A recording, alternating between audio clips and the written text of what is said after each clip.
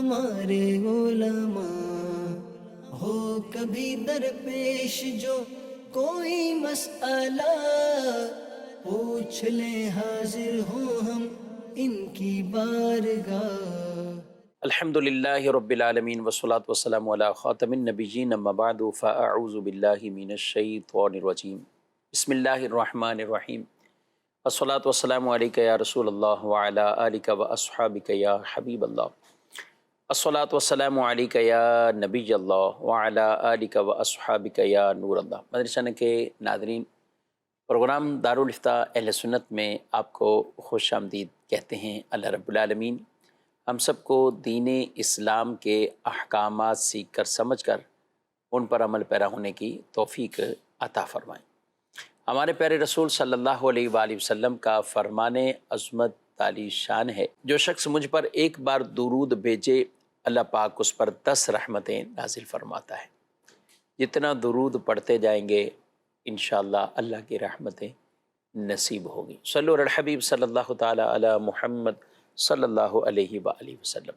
ناظرین اکرام، اس پروگرام میں بہت سے شرعی فقہی سوالات اور ان کے جوابات وہ آپ تک پہنچائے جاتے ہیں۔ اول تاخیر ہمارے ساتھ پروگرام میں آپ شامل رہیں گے تو انشاءاللہ بہت کچھ علم دین سیکھنے کو ملے گا۔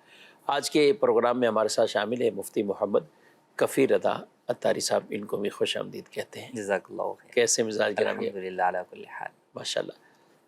ہمارے پاس کچھ ویڈیو سوالات بھی ہیں اور ناظرین کی کچھ کالز بھی ہیں، تو بڑھتے ہیں اپنے ناظرین کی طرف۔ کیا پوچھنا چاہتے ہیں؟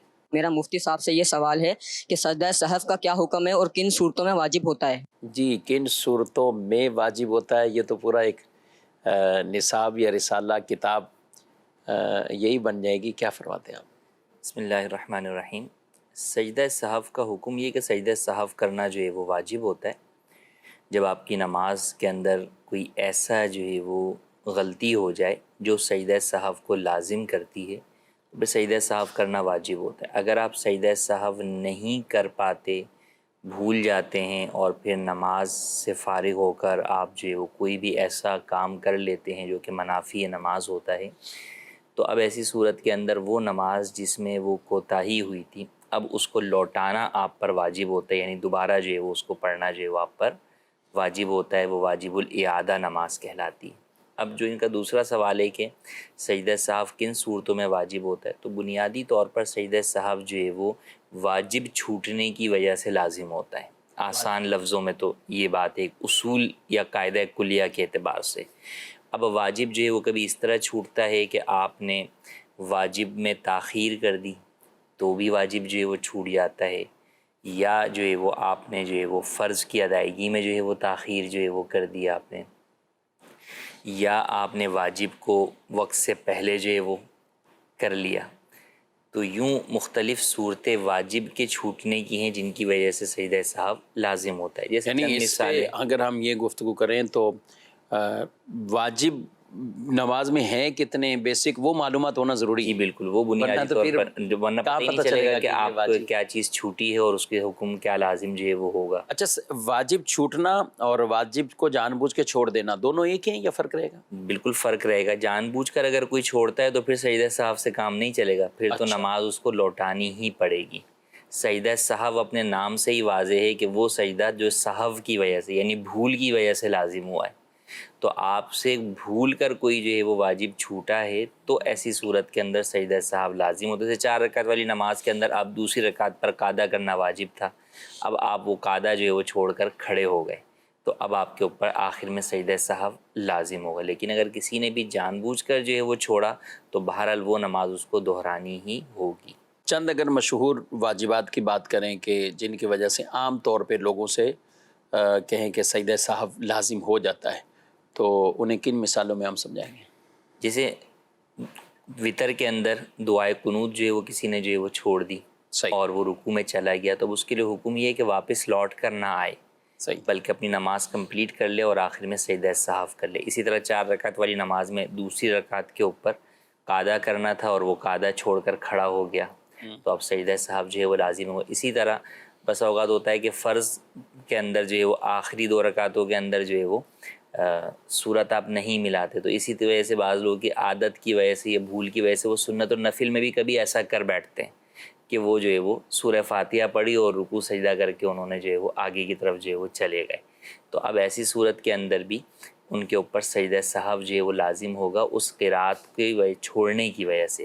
جو وہ واجب ہے، مطلب واجب ہے، صورت ملانا چونکہ واجب ہے تو اس کی وجہ سے جو ہے وہ سجدہ سہو لازم ہوگا. اسی طرح امام اگر ہے تو جن نمازوں میں قرات بلند آواز سے کرنا اس کے اوپر لازم ہے، ان میں اس نے آہستہ کی، یا جن میں آہستہ کرنا لازم ہے اس میں اس نے بلند آواز سے جو ہے وہ کر لی، تو وہاں پر بھی جو ہے وہ سجدہ سہو لازم ہو جاتا ہے. تو اب سجدہ سہو جب لازم ہوگا تو آپ کو کرنا ہوگا. کئی دفعہ ایسا ہوتا ہے، جو آپ نے بڑی اچھی بات کی کہ واجبات تو معلوم ہونے چاہیے. عام آدمی تو چلیں یہ کہ اس کو شک و شبہ ہوا اور اس نے سجدہ سہو کر لیا، انفرادی طور پہ اپنی نماز ادا کر رہا تھا، تو بھئی اگر غلطی تھی تو کور ہو گئی اس کی، اور اگر غلطی نہیں تھی تو بھی نماز اس کی ہو گئی، حرج نہیں ہے. لیکن امام کو احتیاطی سجدہ سہو کرنے کی گنجائش نہیں ہوتی. یقینی ہوتا. ہاں، یقینی اس پر سجدہ سہو ہے تو وہ کرے گا، ادروائز نہیں. کیوں؟ کیونکہ ایسی صورت میں اگر امام احتیاطی سجدہ سہو کرے گا تو اگر اس کے پیچھے کوئی بھی ایسا مقتدی ہے جس کی 1 یا 2 رکعتیں چھوٹ گئی ہیں، جو مسبوق مقتدی کہلاتا ہے، تو وہ اگر امام کی سجدہ سہو میں پیروی کر لے گا، جو کہ امام پر اصلاً سجدہ سہو واجب نہیں ہے، تو اس کی نماز جو ہے وہ ٹوٹ جائے گی. تو اس لیے امام کو چاہیے کہ وہ مسائل نماز کو اچھی طرح جاننے والا ہو، اور خاص طور پر اسے یہ پتہ ہو کہ کن صورتوں میں سجدہ سہو لازم ہے اور کن صورتوں میں لازم نہیں ہے، تاکہ ان چیزوں کو پیش نظر رکھتے ہوئے وہ اپنی نماز مکمل طور پر پڑھا سکے. اچھا، اس میں یہ بھی ایک طبقہ یا ایک تعداد ہو سکتی ہے کہ بعض اوقات وہ چیزیں ترک ہوئیں نماز میں لیکن ان کا تعلق سنت سے ہے، مستحبات سے ہے، تو اس بنا پر سجدہ سہو کر رہے ہوں. تو اب جیسے کبھی ایسا کہ تسبیحات میں یا کچھ اور، یا جی، تکبیر انتقالات، ایک رکن سے دوسرے رکن کی طرف جاتے ہوئے وہ تکبیر نہیں کی یا کچھ اور ایسی غلطی ہو گئی، تو اس کے لیے سجدہ سہو نہیں ہے. جی، اس کے لیے سجدہ سہو نہیں. اب اگر امام نے اس کے لیے بھی سجدہ سہو ضروری سمجھتے ہوئے کر لیا تو ایسی صورت میں مسبوق مقتدی کی نماز جو ہے وہ فاسد ہو. یعنی امام کے اور پھر انفرادی نمازوں میں اس میں یہ فرق ایک آتا ہے. جی، شرعی اعتبار سے احکام تو دونوں کو ہی سیکھنے چاہیے، انفرادی شخص بھی اور جو ہے وہ امام بھی، لیکن امام پر چونکہ بقیہ نمازیوں کی ذمہ داری جو ہے وہ عائد ہوتی ہے تو اسی لیے اسے بہرحال زیادہ جو ہے وہ احکام جاننا ضروری ہے. کیونکہ عام انفرادی طور پر نماز پڑھنے والے بھی اگر جانے گا ہی نہیں تو وہ ہو سکتا ہے کہ یا تو ہر نماز میں احتیاطی سجدہ سہو کر رہا ہوگا، یا یہ ہوگا نتیجتاً کہ وہ کسی میں بھی سجدہ سہو نہیں کر رہا ہوگا جبکہ اس کے اوپر سجدہ سہو واجب ہو رہا ہوگا. یہ احتیاطی کرنا چاہیے ویسے، یعنی انفرادی بندے کی بھی اگر بات کریں تو یہ بس اپنا ذہن بنا لیا کہ احتیاطی کر لیں. عادت تو نہیں بنانی چاہیے. کبھی کسی ایک نماز کے اندر کوئی ایسا واقعہ آ جائے، شبہ پیش آ جائے تو جدا بات ہے، لیکن کوئی عادت ہی اس کی بنا لے تو یہ درست نہیں. بارہ ناظرین کرام، اس کی پوری معلومات بھی حاصل کرنی چاہیے. اور امیر اہل سنت دامت برکاتہم العالیہ کی بڑی خوبصورت کتاب ہے نماز کے احکام، اسلامی بھائیوں کے لیے بھی ہے، اسلامی بہنوں کے لیے بھی. تو بالخصوص اس میں چیدہ یہ مسائل احکامات تو بیان ہوئے ہیں، اور ان کو اور پھر واجبات کے اعتبار سے تو پڑھتے رہنا چاہیے. انشاءاللہ پڑھیں گے تو آپ کو مزہ بھی آئے گا اور نماز میں بھی آپ کو لطف ملے گا، روحانیت بھی نصیب ہوگی. جہاں ہم نے یہ کہا کہ سنت ترک ہوئی یا مستحب ترک ہوا سجدہ سہو نہیں ہے، تو وہاں بعض اوقات ایسی غلطیاں بھی ہو سکتی ہیں کہ جو نماز کو فاسد کر دیتی، نماز توڑ دیتی، نماز اس کی ٹوٹ گئی، تو اب وہ بھی سجدہ سہو سے تلافی نہیں ہوگی. کفیل صاحب جب یہ بات کریں تو کئی چیزیں فرائض کے اندر جن کا تعلق ہی فرائض ہے، اب کہیں کہ رکعت کوئی بھول گیا اور پڑھی 4 کی جگہ 3 پڑھی اور کہ سجدہ سہو سے کام ہو جائے گا، تو ایسا چلے گا کیا؟ نہیں، بالکل جو نہیں چلے گا. اور اسی طریقے سے جیسے سجدہ ہی جو بھول گئے، آپ 2 سجدے کرنے تھے، کسی نے ایک ہی سجدہ کیا، تو اب ایسی صورت کے اندر سجدہ چونکہ فرض ہے، ہر رکعت میں 2 سجدے فرض ہیں، تو اب وہاں پر یہ نہیں ہے کہ آپ جو ہے وہ سجدہ سہو کر لیں گے. ہاں، وہ سجدہ آپ کو بعد میں کرنا ہوگا. بہرحال نماز میں ہی اگر آپ نے وہ چھوڑا ہوا سجدہ کر لیا اور پھر اس کے بعد سجدہ سہو کرنا ہوگا آپ کو، کیونکہ بہرحال وہ سجدہ اپنی جگہ سے ہٹ گیا تھا، لیکن آپ وہ سجدہ سرے سے کریں ہی نہیں اور صرف جو ہے وہ سجدہ سہو جو ہے وہ کر لیں، تو ایسی صورت کے اندر جو ہے وہ نماز جو ہے وہ آپ کی درست نہیں ہوگی. یعنی کتنے یہ احکامات ہیں. اگر ہم ایک عام شخص کو کبھی ایسی بات چیت کریں، یا چلے ہم نہیں کرتے، جو ہمارے سننے والے وہ اپنے آپ سے کر لیں، اور جو سننے والی بہنیں ہیں وہ خود بھی اس چیز کو کہ مجھے نماز توڑ دینے والے عملوں میں سے کتنے عمل یاد ہیں کہ جس سے نماز ٹوٹ جاتی ہے، جس سے نماز کا واجب چھوٹ جاتا ہے. تو شاید بعد اوقات کسی سے پوچھیں تو ایک آدھ کوئی بتا پائے جو بھی ایک بالکل مشہور اور عام چیز ہے وہ بتا دیں گے، اور بقیہ چیزوں میں وہ کبھی جو ہے وہ اس میں بلکہ خود ہی اندازہ ہو جائے گا کہ مجھے آگے نہیں پتہ، اتنی چیزیں نہیں ہیں، حالانکہ اچھی خاصی ان کی تعداد بیان کی گئی. اچھا، مسجدوں میں بھی بعض اوقات ایسا ہوتا ہے کہ سجدہ صاحب امام سے بھول ہوئی ضرور ہے لیکن سجدہ صاحب ابھی واجب ہی نہیں ہوا. جی ہاں ناظرین، یہ بھی اپنی جگہ مسئلے ہیں. اب مثلاً امام صاحب وہ بھول کر وہ کھڑے ہو رہے ہیں، ٹھیک ہے، اور ایسے ابھی کھڑے ہی نہیں ہوئے، یعنی یوں سمجھے کہ ابھی بس کھڑے ہونے بیٹھنے کے قریب ہیں، جی، اب فوراً کسی نے اللہ اکبر کہا، وہ بیٹھ گئے. تو ہر بھول پہ سجدہ صاحب، ہر بھول پہ سجدہ صاحب بھی نہیں ہے. اور یہ ایک یعنی بڑا اہم مسئلہ ہوتا ہے، خاص طور پہ اگر ہم مساجد میں دیکھیں تو لوگ لقمہ جو ہے وہ دے رہے ہوتے ہیں. تو اب اسی سے متعلق ہے لقمہ بھی، کہ لقمہ کب دینا ہے کب نہیں دینا. جہاں سجدہ صاحب امام پر واجب ہو چکا ہے وہاں اب لقمہ دینے کا موقع نہیں رہا، سوائے یہ کہ نماز فساد کی طرف جو ہے وہ جا رہی ہے. تو یہاں بھی کئی دفعہ لوگ جو ہے وہ اگر امام نے لقمہ نہیں لیا تو لو جناب ہم نے تو لقمہ دیا تھا ان کو بیٹھنے کا. جیسے 4 رکعت والی نماز میں امام صاحب جو ہے وہ کھڑے ہو گئے، اب کوئی لقمہ دے رہا ہے، اب کوئی وہ بعد میں لوگ نمازی شور کر رہے ہوتے ہیں، لقمہ دیا تو پھر بھی نہیں بیٹھا، یہ بیٹھ گیا. 2 رکعت کے بعد کھڑے ہو گئے، 2 رکعت کے بعد جو ہے وہ کھڑے ہو گئے، یعنی بیٹھے نہیں 2 رکعت پر. تو اب وہ یہ نہیں جان رہے ہوتے کہ بھئی یہاں پہ امام اگر آپ کے لقمے پہ واپس آیا تھا تو سب کی نماز ہی فاسد ہو جانی تھی. ان کو یہی ہوتا ہے کہ دیکھا میرا لقمہ نہیں لیا تھا نا، اس لیے سجدہ صاف کرنا پڑ گیا، میرا لقمہ لے لیتے تو سجدہ صاف ان کے اوپر نہیں ہوتا. اور ایسے سمجھدار امام جو ہوتے ہیں نا، پھر جب نماز اپنی پوری مکمل کرتے ہیں، سجدہ صاحب کرتے ہیں، پھر جب وہ یہ اعلان کرتے ہیں کہ جس نے لقمہ دیا تھا نا وہ اپنی نماز دوبارہ پڑھ لے، تو وہ اس کے گلے پڑ جاتے ہیں. کیا ہو گیا، میں نے آپ کو بتایا تھا اور آپ میرے کو ہی کہہ رہے ہیں کہ میری نماز نہیں ہو رہی. جی، تو یہ اصل میں علم دین سے جو ہے وہ ہماری کمی ہے. اور آج بھی بہت سارے خاص طور پہ ہمارے جو بوڑھے حضرات ہیں، بزرگ حضرات ہیں، وہ سنی سنائی باتوں کے اوپر جو ہے وہ دین کے احکام کو لے کر چل رہے ہوتے ہیں کہ جناب ہم فلاں مسجد میں تھے وہاں تو ایسے ہی ہوتا تھا، فلاں قاری صاحب تو ایسے ہی کرتے تھے. تو دیکھیں دین جو ہے وہ کسی کے عمل کا نام نہیں، رسول اکرم صلی اللہ علیہ وسلم کے عمل کا نام ہے اور حضور کے ارشادات اور فرامین کا جو ہے وہ نام ہے. تو لہٰذا اگر کوئی ایسا آپ کا پرانا امام تھا یا خطیب تھا وہ علم نہیں رکھتا تھا اتنا، یا اس سے بھی غلطی ہو گئی، تو اس کی غلطی جو ہے وہ آئندہ سب کے لیے حجت نہیں بن جائے گی کہ آپ سب کو اسی ڈگر پہ چلانا جو ہے وہ شروع کر دیں. تو لہٰذا اس بات کو ہمیشہ سمجھیں، اور کبھی بھی ایسی کوئی غلطی ہو تو آپ بیٹھ کر امام سے ڈسکس کر لیں اور اپنی غلط فہمی کو جو ہے وہ دور کریں.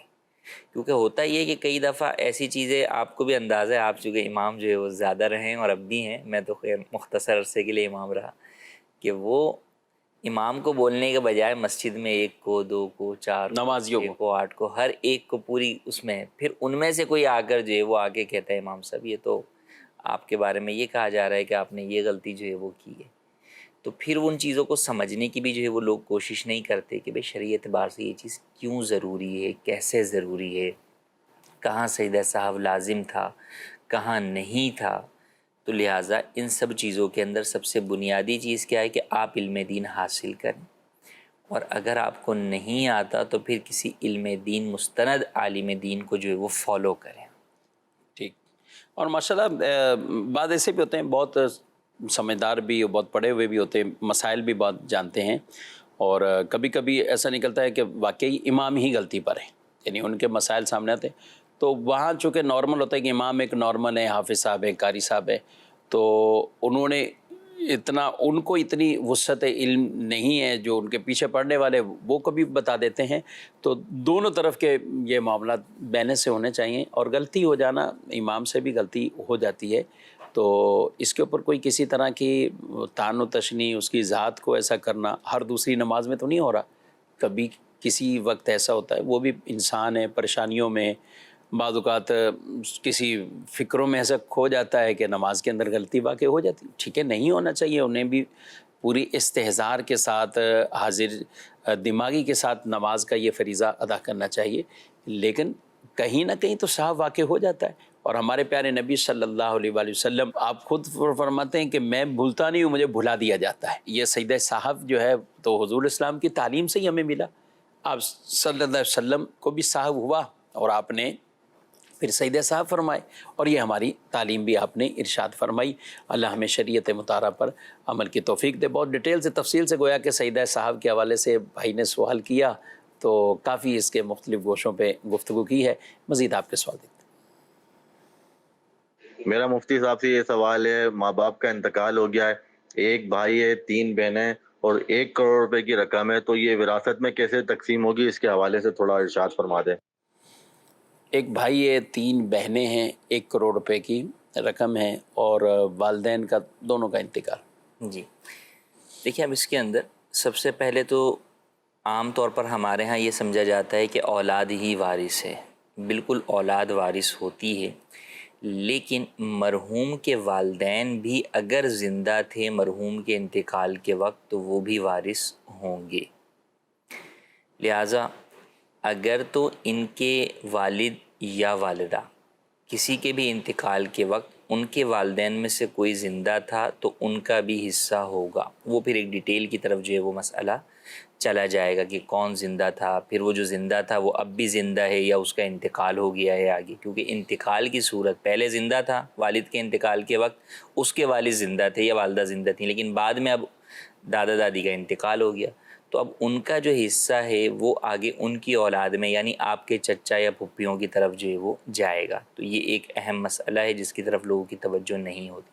بہرحال اگر صرف یہی ہے کہ بھئی واقعی مرحوم کے والدین میں سے کوئی بھی جو ہے وہ زندہ نہیں تھا، مرحوم کی یہی جو ہے وہ اولادیں ہیں اور کوئی اولادیں نہیں ہیں، تو پھر ایسی صورت کے اندر جو کل مال ہے اس کو جو ہے وہ 5 پر جو ہے وہ آپ تقسیم کریں گے، جس میں سے جو ہے وہ ایک حصہ جو ہے وہ ہر بہن کو مل جائے گا اور 2 حصے جو ہے وہ بھائی کو مل جائیں گا. یعنی 1 کروڑ کے اندر 20 لاکھ جو ہے وہ بہنوں کو مل جائے گا اور 40 لاکھ جو ہے وہ بھائی کو مل جائے گا.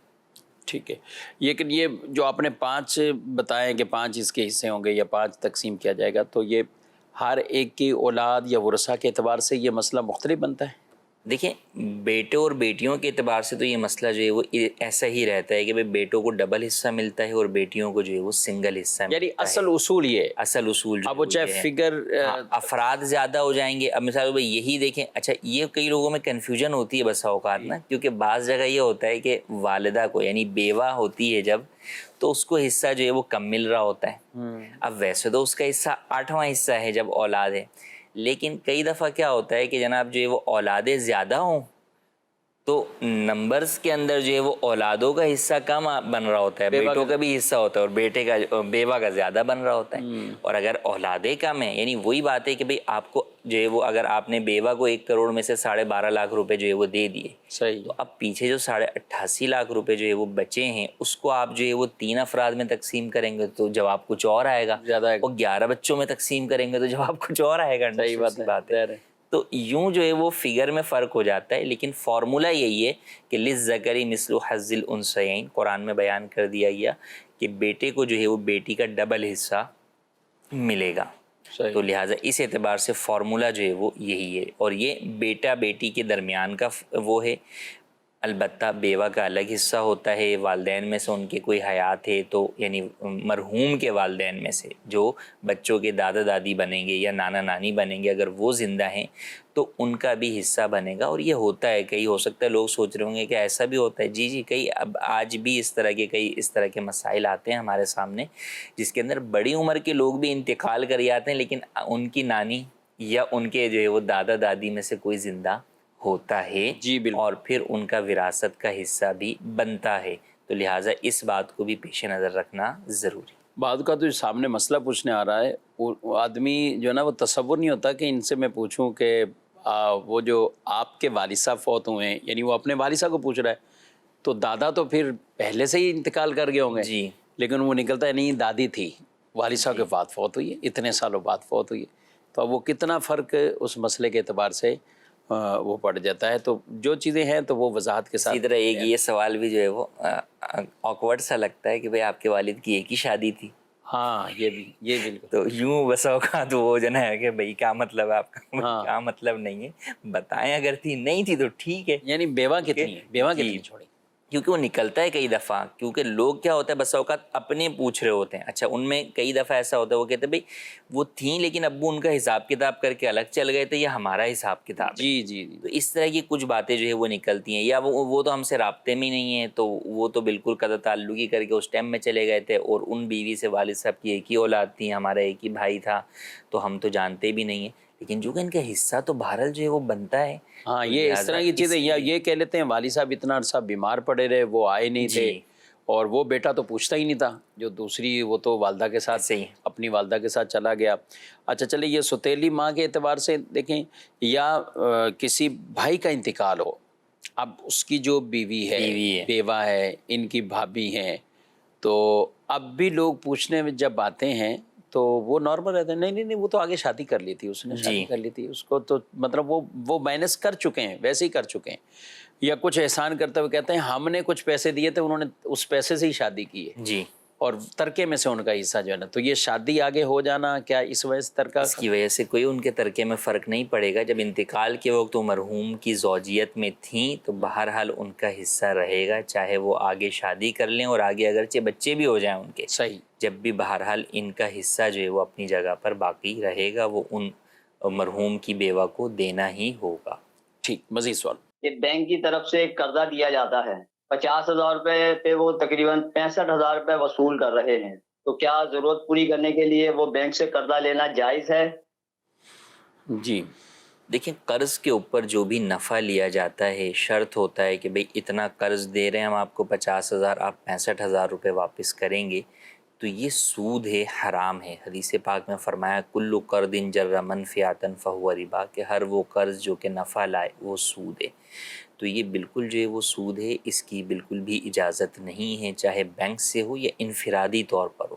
کئی جگہوں پر انفرادی طور پر بھی اس طرح کے عام لوگوں میں رائج ہیں, اور لوگ اسے سود نہیں سمجھتے. صرف وہ اس میں فرق کیا کر لیتے ہیں, فرق یہ کر لیتے ہیں کہ جناب انہوں نے یہ نہیں کہا ہے کہ آپ جو ہے نا ہمیں اوپر 15,000 فکس دیجیے گا, بلکہ انہوں نے کہا ہے کہ جو ہے نا وہ ہم آپ کو یا تو جو ہے وہ 60 دے دیں گے یا 65 دے دیں گے, یا کبھی 60 دے دیں گے, کبھی 62 دے دیں گے, کبھی 65 جو ہے وہ دے دیں گے. یا بعض لوگ پرسنٹیج کے اندر بھی لے آتے ہیں کہ بھئی ٹھیک ہے ہم آپ کے جو ہے وہ اماؤنٹ کا اتنا پرسنٹ آپ کو اوپر جو ہے وہ دیں گے. تو ان مختلف الفاظوں کے ہیر پھیر سے لوگ یہ سمجھ رہے ہوتے ہیں کہ یار سود نہیں ہے, فکس تو نہیں ہے. حالانکہ یہ بھی سود ہے, کیونکہ بنیاد آپ سمجھیں کہ قرض ہے, اور قرض پر جو بھی نفع دیا جائے گا شرط کر کے وہ سود ہوگا, چاہے وہ فکس کر کے دیا جائے, چاہے بغیر فکس کیے دیا جائے, چاہے پرسنٹیج میں دیا جائے, چاہے جو ہے وہ فکس اماؤنٹ کی صورت میں دیا جائے, کیونکہ قرض ہے. اچھا اب قرض کی بنیاد کیا ہے؟ لوگ یہ سمجھتے ہیں کہ بھئی ہم نے قرض تھوڑی دیا, ہم نے تو انہیں کاروبار کے لیے پیسہ دیا ہے, صحیح, یا ہم نے ان سے کاروبار کے لیے پیسہ لیا ہے. تو دیکھیں جب بھی آپ رقم کسی کو دیتے ہیں اور انڈرسٹوڈ طور پر یہ بات طے ہوتی ہے, یا صراحتاً آپ طے کر لیتے ہیں کہ بھئی دیکھیں جو میں نے آپ کو اماؤنٹ دیا نا, یہ آپ مجھے واپس کرنے کے پابند ہیں پورے کے پورے, میں اس اماؤنٹ میں کسی قسم کا نقصان برداشت نہیں کروں گا. آپ کو بھلے کاروبار میں نفع ہو یا نقصان ہو, مجھے اس سے غرض نہیں ہے, میرا جو کیپٹل اماؤنٹ ہے وہ آپ مجھے واپس کریں گے. تو جب بھی کوئی آپ کو اس بنیاد پر پیسے دے گا تو وہ قرض ہی ہوگا, چاہے وہ اسے کوئی بھی نام لے کر آپ کو دے, وہ چاہے پارٹنرشپ کا نام لے کر دے, کچھ بھی نام لے کے دے, کیونکہ پارٹنرشپ تو پروفٹ اینڈ لاس کے ساتھ ہوتی ہے, اور لاس کا مطلب یہ کہ کیپٹل میں بھی لاس برداشت کرے گا سامنے والا. جب وہ آپ کو یہ کہہ رہا ہے میں کیپٹل میں لاس برداشت نہیں کروں گا, اس کا مطلب یہ کہ وہ پارٹنرشپ نہیں کر رہا, وہ آپ کو بطور قرض رقم دے رہے ہیں, اور اس کے اوپر جو بھی نفع آپ کا اس کے ساتھ طے ہوگا وہ سود ہوگا. تو اس سے بچنا بے حد ضروری. جی مزید سوال. مفتی کفیل صاحب آپ سے میرا یہ سوال ہے, اگر غلطی سے ہم فجر کی 2 رکعت والی نماز اس میں غلطی سے ہم 3 رکعت پڑھ لیں تو اس صورت میں کیا حکم ہوگا؟ جی دیکھیں فجر کی 2 رکعت کے اندر چونکہ 2 رکعت ہے تو قعدہ اخیرہ جو ہے وہ فرض ہے, تو اگر آپ نے قعدہ اخیرہ جو ہے وہ نہیں کیا, یعنی دوسری کے اوپر آپ نے قاعدہ نہیں کیا اور تیسری کے لیے کھڑے ہو گئے، تو لہٰذا ایسی صورت کے اندر آپ کو تیسری کا سجدہ کرنے سے پہلے یاد آ گیا تو واپس پلٹ آئیں اور سجدہ سہو جو ہے وہ آپ کر لیں، تو آپ کی نماز جو ہے وہ ہو جائے گی۔ لیکن اگر آپ نے تیسری کا سجدہ سہو کر لیا تو پھر ایسی صورت کے اندر یہ نماز جو ہے وہ آپ کی فاسد ہو جائے گی، آپ کو یہ نماز جو ہے وہ پھر دوبارہ پڑھنی ہوگی۔ ٹھیک ہے، اگر قاعدہ خیرہ نہیں کیا، کھڑے ہو گئے تھے، تو اس کا بھی کوئی طریقہ، یعنی اس میں کیسے نماز کو ٹھیک کریں گے؟ جی واپس جو ہے وہ پلٹ جو ہے وہ آ جائیں، آ کر بیٹھ کر جو ہے وہ اپنے جو ہے وہ قاعدہ خیرہ کریں اور پھر اس کے بعد جو ہے وہ سجدہ سہو کر کے اپنی نماز کو مکمل کریں۔ صحیح ہے۔ اچھا، واپسی نہیں آیا، تیسری رکعت بھی پڑھ لی انہوں نے، سجدہ کر لیا، تو اب کیا کریں مزید؟ اب ایسی صورت کے اندر جو ہے وہ ایک اور جو ہے وہ رکعت ملا لیں، تو یہ 4 رکعتیں جو ہے وہ ان کی نفل جو ہے وہ ہو جائیں گی، لیکن فرض ان کے اپنی جگہ باقی ہیں، وہ ان کو دوبارہ جو ہے وہ پڑھنے ہوں گے۔ ٹھیک ہے، فرض دوبارہ ان کو جو ہے نا وہ پڑھنے ہیں۔ یعنی یہ حکم اس اعتبار سے اگر دیکھیں تو فجر کے لیے بھی ہے، اور یہی حکم ہر اس نماز میں جب قاعدہ خیرہ کی جگہ کھڑے ہو گئے جی اور قاعدہ خیرہ نہیں کیا تو یہی ترتیب رہے جی، گی؟ ترتیب یہی رہے گی کہ آپ تیسری کے سجدے سے پہلے جو ہے وہ پلٹ جو ہے وہ آئیں گے آپ اور سجدہ صاف کر کے نماز کمپلیٹ کر لیں گے، اور اگر جو ہے وہ تیسری سے آپ جو ہے وہ آگے جو ہے وہ یا چلے، پانچویں؟ جی تو ہاں 5ویں سے آگے بھی جو ہے وہ یہی حکم ہوگا کہ آپ چھٹی جو ہے وہ پھر ملا لیں گے اور وہ نفل ہو جائیں گے، اور پھر اپنا فرض جو ہے وہ بہرحال آپ کو ادا کرنے ہوں گے الگ سے۔ ٹھیک ہے جی، مزید سوال؟ میرا نام محمد رمیز ہے۔ مفتی صاحب کی بارگاہ میں میرا یہ سوال ہے کہ کیا قضا نمازوں کی ادائیگی فرض ہے اور اس کا طریقہ کار کیا ہے؟ قضا نمازوں کی ادائیگی، دیکھیے نماز کی ادائیگی فرض ہے تو اس کی جو قضا ہو جائے گی تو اس کی ادائیگی بھی فرض ہی ہے، ایسا نہیں ہے کہ وہ جو ہے وہ معاف ہو گئی یا توبہ کرنے سے معاف ہو جائے گی۔ سچی توبہ کا بنیادی اصولوں میں سے یہی ہے کہ وہ چیز جس گناہ کے بارے میں آپ توبہ کر رہے ہیں اس کی تلافی بھی ممکن ہے تو آپ وہ کریں گے۔ آپ نے کسی کا مال چرایا ہے تو انڈرسٹوڈ سی بات ہے، توبہ کرنے سے فقط وہ چوری معاف نہیں ہو جائے گی، آپ کو اس کا مال بھی اسے واپس کرنا ہوگا۔ تو اسی طرح نماز ہے یا روزہ ہے یا زکوٰۃ ہے یا حج ہے یا قربانی ہے، یہ عبادات جو ہیں یہ آپ سے اگر چھوٹ جاتی ہیں تو آپ ان کی توبہ تو کریں گے اللہ کی بارگاہ میں، لیکن ساتھ ہی ساتھ اس کی قضا بھی آپ پر جو ہے وہ لازم ہوگی، اور وہ قضا کرنا ضروری ہے، اور جلد از جلد جو ہے وہ کرنا ضروری ہے تاکہ آپ کے ذمے جو قضا نمازیں ہیں یا قضا روزے ہیں اس سے آپ بری الذمہ ہو سکیں۔ اس کا کوئی طریقہ کار میں خاص کوئی الگ سے طریقہ کار ہے، یا جو نارمل نمازیں ہیں اسی طرح بھی نماز؟ نارمل جو نماز کا طریقہ کار ہے وہی طریقہ کار اس کا بھی جو ہے وہ قضائے عمری، یعنی کہ کسی کی عمر کی بہت ساری نمازیں قضا ہو گئیں، تو اب یہ ہے کہ بعض لوگوں کے ذہنوں میں یہ آتا ہے کہ بھئی ہمیں تو یاد ہی نہیں کہ کون سی نماز چھوٹی تھی، تو اب نیت کیسے کریں؟ تو نیت میں کئی لوگوں کو کنفیوژن ہوتی ہے، تو اس کی آسانی کے لیے یہ ہے کہ آپ یوں نیت کریں کہ میرے ذمے جو نماز فجر جو ہے وہ قضا ہیں میں ان میں سے سب سے آخری ادا کرتا ہوں، تو وہ آخری جب پڑھ لے گا تو جو اس سے پہلے والی تھی اب وہ آخری والی جگہ پر جو ہے وہ آ جائے گی، تو یوں ہر دفعہ یہی نیت کریں، تو اس طرح جو ہے وہ اپنی تمام نماز فجر ادا کریں۔ کاؤنٹ کرنے میں بعض لوگوں کو کنفیوژن ہوتی ہے کہ یاد نہیں آ رہا کتنی نمازیں تھیں، تو ایسی صورت میں غالب گمان کریں آپ کہ میری کتنی نمازیں جو ہے وہ چھوٹی ہوں گی۔ ہر نماز کا الگ الگ ہو سکتا ہے کسی کی فجر زیادہ قضا ہوئی ہو، ظہر اثر اتنی قضا نہ ہوئی ہو، ٹھیک، اور ہو سکتا ہے اس کے برعکس ہوگی کسی کی ظہر کی نماز زیادہ قضا ہو رہی ہو کاروبار کی وجہ سے اور فجر کی وہ پڑھتا ہو۔ تو بہرحال جو نماز جتنی قضا ہوئی ہے اس کو آپ ایک بار غالب گمان کر کے کاؤنٹ کر لیں اور پھر آپ ادا کرتے رہیں اور اس میں سے مائنس کرتے رہیں۔ اس کے لیے بھی الحمدللہ دعوت اسلامی نے اپنی پریئر اپلیکیشن میں آپ کو ایک آپشن دیا ہے کہ آپ ایک مرتبہ غور و فکر کر کے اپنی وہاں پہ قضا نمازیں ایڈ کر لیں کہ میری فجر اتنی ہے، مثلا 5000 فجر میری قضا ہیں، 6000 ظہر قضا ہیں، اور پھر وہاں پہ پلس اور مائنس کا آپشن دیا ہوا ہے، آپ اس کو اختیار کرتے ہوئے جتنی فجر پڑھ لیں وہاں سے مائنس کرتے رہیں، تو اس طرح جو ہے وہ آپ اپنی قضا نمازیں کیلکولیٹ کر کے اور باقاعدہ جو ہے وہ کاؤنٹ کر کے جو ہے وہ اپنی پراپر نمازیں ادا کر سکتے ہیں۔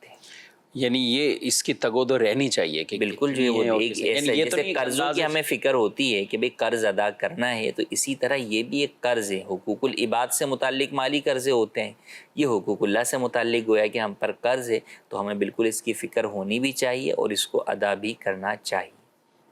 ٹھیک، مزید؟ مفتی صاحب سے میرا یہ سوال ہے، مفتی صاحب میری ایک دکان ہے اپنی جو کہ تقریباً 80 لاکھ روپے کی ہے اور رہتا میں کرائے پر ہوں، یہ بتائیں کیا میرے پر حج فرض ہے نہیں ہے، اس حوالے سے ذرا بتائیں۔ جی، دیکھیں اگر دکان آپ کی ہے اور اس کے اندر ہی آپ بیٹھ کر جو ہے وہ کاروبار جو ہے وہ کرتے ہیں تو ایسی صورت کے اندر تو آپ پر اس دکان کی مالیت کی وجہ سے حج فرض نہیں ہوگا کہ وہ آپ کی گویا کہ ضروریات زندگی کے اندر ایک طرح سے شامل ہے. اور اگر وہ دکان آپ خود کام نہیں کرتے، آپ نے کرائے پر دی ہوئی ہے، تو اب بھی دو صورتیں ہیں. اگر اس دکان کے کرائے سے ہی آپ کا گزر بسر ہوتا ہے تو بھی جو ہے وہ اس دکان کی وجہ سے آپ پر حج لازم نہیں. اور اگر ایسا نہیں ہے، اس دکان کے کرائے سے گزر بسر نہیں ہے، وہ آپ کی ایک ایکسٹرا آمدنی ہے، آپ کا گزر بسر اپنی دیگر آمدنی سے جو ہے وہ ہوتا ہے، تو پھر ایسی صورت میں وہ دکان جو ہے وہ آپ کے لیے ضروریات زندگی سے اضافی ہے اور اس کی وجہ سے آپ پر حج لازم ہوگا. پھر حج کی فرضیت کا معاملہ آئے گا. اچھا، یعنی بعض اوقات یہ ہوتا ہے کہ یعنی لوگوں کو دین میں ہوتا ہے کہ ابھی تو ہمارا ذاتی مکان نہیں ہے، جیسے انہوں نے بھی کہا کہ رہتا میں کرائے کے مکان میں. دکان اس طرح کی کوئی چیز لوگ بنا لیتے ہیں، پراپرٹی دکان، کہ جس سے کچھ ارننگ ہو، آمدنی ہو. اب وہ آمدنی چاہے استعمال ہو یا اس کی بیسیاں ڈال دیتے ہیں کہ اس کی سیونگ کر لیں گے، مشکل وقت میں کام آئے. تو اب ایسی صورت میں یہ دیکھا جائے گا کہ مکان ابھی تک چونکہ بنا نہیں ہے اور یہ مکان کا ہی ایک بدل ہم نے یہاں رکھا ہوا ہے. نہیں، ایسا نہیں ہے. ایسی صورت کے اندر وہ مکان کا بدل نہیں شمار ہوگا، بلکہ اس صورت میں اس پر حج لازم ہوگا. اس سے زیادہ اور ایک اور صورت بھی جو ہے وہ ہوتی ہے کہ آپ نے پلاٹ خریدا ہوا ہے اسی لیے کہ اس پر گھر بنانا ہے، یعنی جو اصل ہے ہی پلاٹ اور پلاٹ گھر ہی ہے. بنانا ہی گھر آپ کو اس کے اوپر ہے. اب یہ کہ بھئی ابھی تو میں نے پلاٹ خرید لیا 40 لاکھ کا یا 50 لاکھ کا، اب اس کے اوپر میں اور پیسے جمع کر رہا ہوں، پھر کنسٹرکشن جو ہے وہ کروں گا، اور جب تک وہ بنتا نہیں ہے آپ جو ہے وہ کرائے کے گھر کے اوپر ہیں، تو بھی ابھی وہ آپ کا گھر جو ہے وہ آپ کی ضروریات زندگی سے وہ پلاٹ جو ہے وہ اضافی ہے آپ کا. تو اس پلاٹ کی وجہ سے بھی آپ پر حج فرض ہو جائے گا. تو لہٰذا اس چیز کو بھی پیش نظر رکھنا ضروری. جی مزید سوال. میرا مفتی صاحب سے سوال ہے کہ قربانی کے گوشت سے محرم میں کھچڑا وغیرہ بنا سکتے ہیں؟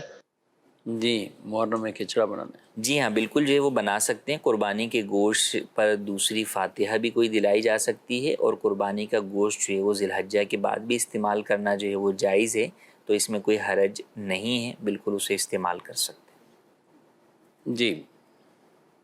سونا جو ہے وہ سونار کے پاس رکھا ہوا میرے قبضے میں نہیں، تو اس پر آیا زکوٰۃ ہوگی یا نہیں ہوگی؟ سال تو گزر گیا.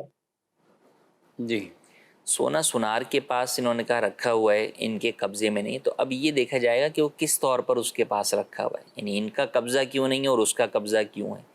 مثال کے طور پہ انہوں نے اس کے پاس جو ہے وہ بطور امانت رکھوایا ہوا ہے، تو جو ہے وہ اس کا جدا حکم ہوگا. ایک یہ کہ انہوں نے اس کے پاس رکھوایا ہوا ہے کہ بھئی اچھا جو ہے وہ کوئی گاہک لگے تو یہ بیچ دینا، صحیح. تو اس صورت کے اندر اس کے اوپر جو ہے وہ زکوٰۃ جو ہے وہ لازم ہوگی. تو یوں پہلے ان چیزوں کو ڈیسائیڈ کرنا ہوگا کیوں ہے. ایک یہ کہ انہوں نے بکنگ کروائی اور ابھی تک اس سے جو ہے وہ لیا نہیں ہے، صحیح، خریدا نہیں ہے انہوں نے اس سے، یا اس کو پیمنٹ جو ہے وہ نہیں کی. تو یوں ہر صورت میں جدا جدا جو ہے وہ احکامات لازم ہیں.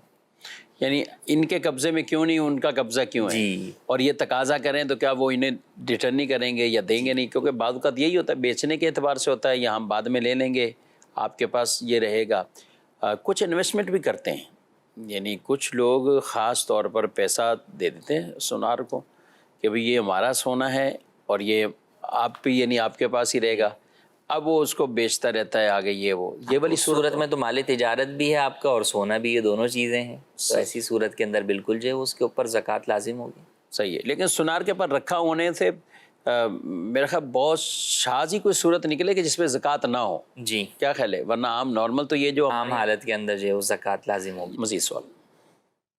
سوال یہ ہے کہ اگر امام فجر کی نماز پڑھا رہا ہے تو اس میں اعوذ باللہ من الشیطان الرجیم اور بسم اللہ اگر اونچی آواز سے پڑھا تو اس کے لیے سجدہ صاحب ہوگا؟ جی، اعوذ باللہ بسم اللہ جو ہے وہ آہستہ جو ہے وہ پڑھنا جو ہے وہ چاہیے، یہی جو ہے وہ سنت ہے. لیکن اگر امام نے بآواز بلند پڑھ لیا تو ایسی صورت کے اندر سجدہ سہو جو ہے وہ لازم نہیں ہوگا، کہ واجب کا ترک نہیں ہے، سنت کا جو ہے وہ ترک ہے، لیکن جو ہے وہ واجب کا ترک نہیں ہے، تو اس لیے سجدہ سہو جو ہے وہ لازم نہیں ہوگا. سجدہ صاحب لازم نہیں ہے تو ایسا تو نہیں ہے کہ اس کو کوئی پڑھتا ہی رہے کہ اس کی وجہ سے سجدہ صاحب. سنت کے مطابق بھی بالکل خلاف سنت ہے. تو نماز کو تو سنن کے مستحبات اور آداب کے ساتھ جو ہے وہ ادا کرنا چاہیے، اور پھر امام بطور اور خاص. پھر امام کے لیے بدرجہ اولا. پھر بھی یہ کہ اس طرح کی کوئی بھی ایسی چیز ہوتی ہے تو وہ عوام کے لیے زیادہ تشویش کا جو ہے وہ باعث ہوتی ہے. تو لہٰذا کوئی بھی ایسی چیز اگر کبھی ہو جائے تو اس کو چاہیے امام کو کہ سلام کے بعد بتا دے، مسئلہ بھی بتا دے، مسئلہ بھی بتا دے کہ یہ چیز ہوئی تھی لیکن یہ سنت ہے، اس کی وجہ سے سجدہ سہو لازم نہیں ہوگا. لیکن عادت نہیں بنانی چاہیے، کوئی بھی چیز خلاف سنت کیوں کریں، سنت کے مطابق اور آداب اور مستحبات کے مطابق ہی جو ہے وہ ہمیں اپنی تمام عبادات ادا کرنی چاہیے. اچھا اس بات سے آپ کی یاد آیا کا اعلان کر دینا چاہیے کہ ہر غلطی ضروری بھی نہیں کہ لوگوں کو پتہ بھی چلے.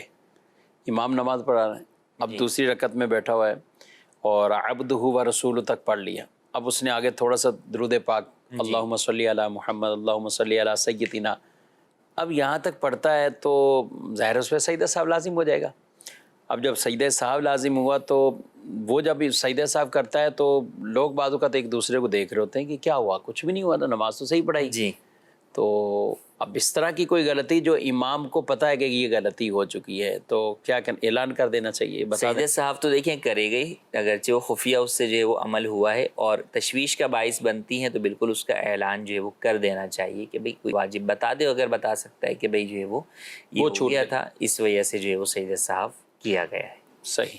جی ناظرین کرام، آپ نے پروگرام یہ ملاحظہ کیا ہے اور دیکھیں مختصر سے وقت میں ہم نے کئی ایسے مسائل جو ہیں وہ ڈسکس کیے ہیں. وراثت کے مسائل بھی آئیں، نماز کے احکامات بھی آئیں، دیگر کچھ تجارتی معاملات، سود کا سوال پوچھا گیا. ایک چھوٹے سے ایک سیشن میں گویا کہ اتنے شرعی فقہی مسائل یہ ہمیں سیکھنے کو ملیں اور یہ ہماری جستجو ہونی چاہیے، لگن ہونی چاہیے کہ ہمارا دین کیا کہتا ہے. اور سب سے پہلے اس کو دیکھیں، اپنا نفع پروفٹ یہ وہ سب ثانوی حیثیت سے ہو، اور دین ہی وہاں نفع کا جواز بیان کر رہا ہے. ٹھیک ہے، ظاہر تجارت کریں گے، کاروبار کریں گے، لوگوں کے بزنس بڑھیں گے تو اسی سے معاشی طور پر استحکام ہوگا، اسی طریقے سے لوگوں کے گھر اچھے چلیں گے. اور جب ظاہر کمائی اچھی ہوتی ہے، سب معاملات ہوتے ہیں تو دینی طور پر بھی لوگ بہت اچھا، خود بھی ان کی توجہ جاتی دین کی طرف اور عمل بھی کرتے ہیں.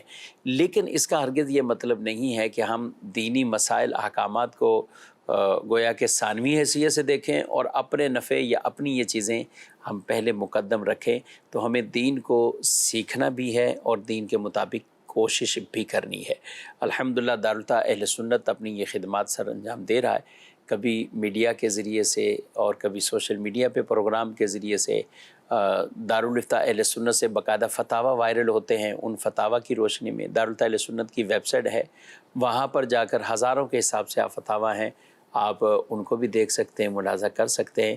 اللہ پاک ہم سب کو علم نافع عطا فرمائے، ہمارے علم میں برکتیں عطا فرمائے اور جو کچھ سیکھا سمجھا اس پر ہمیں عمل کی توفیق دے. آمین بجاہ النبی الامین صلی اللہ علیہ وسلم.